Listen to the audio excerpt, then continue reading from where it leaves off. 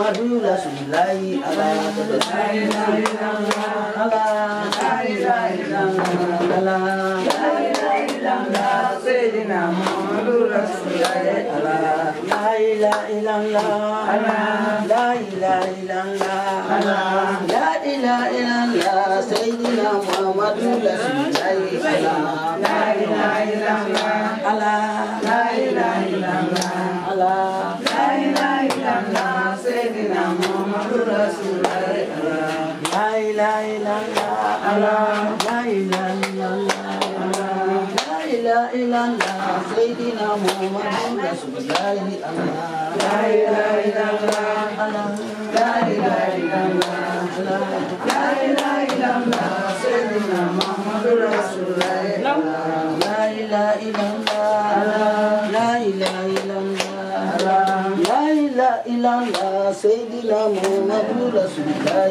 Allah la ilaha illallah la ilaha illallah Allah la ilaha illallah Sayyidina Muhammadur Rasulullah Akai isi la ibu.